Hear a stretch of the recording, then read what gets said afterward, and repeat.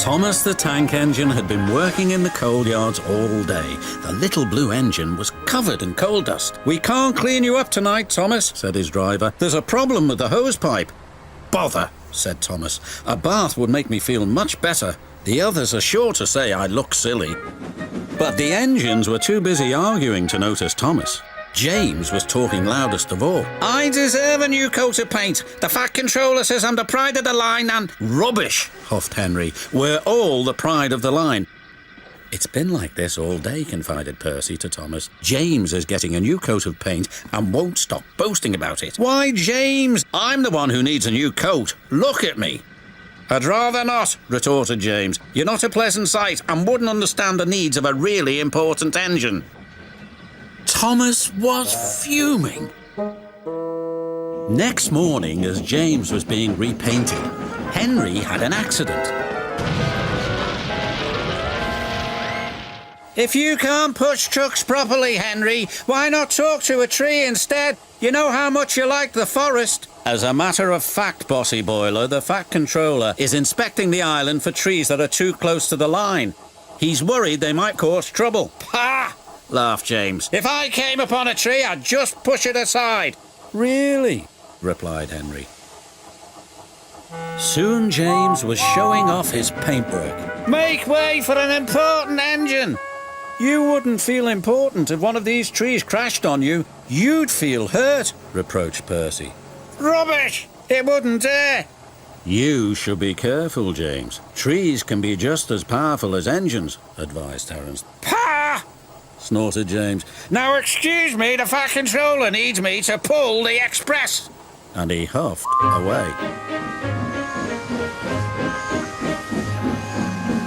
But James was wrong. "You must go to the yards and collect an important goods train, James. It's heavy, so be careful," said the Fat Controller. "But sir, I've just been repainted. Can't Thomas or Percy do it? They're dirty and like working with trucks." Really useful engines don't argue. So James didn't.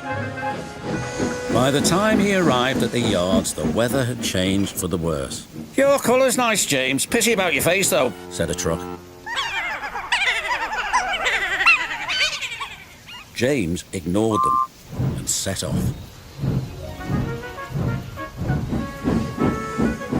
Soon they came to a hill and his driver knew that they were in for a difficult time. An old tree close to the track was being blown by the strong winds and rain had weakened the slope. All of a sudden the tree moved.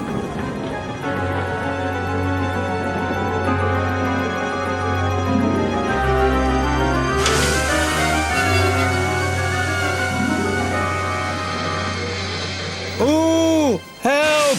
cried James. "Go away!" But of course the tree couldn't. James tried to reverse away from the tree, but his train was too heavy. Then he heard a whistle. "It's Thomas," called his driver.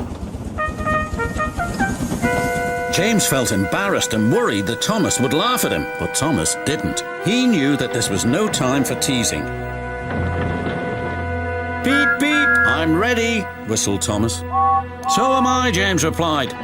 "As ready as I'll ever be."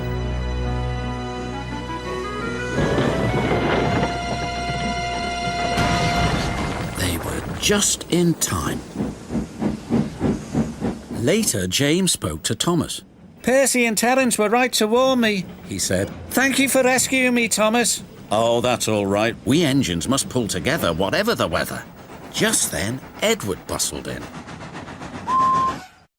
"The Fat Controller thinks you're both brave engines. Thomas, you're going to have a new coat of paint, and James, the Fat Controller says that tomorrow you'll pull the Special Express." Everyone was very happy.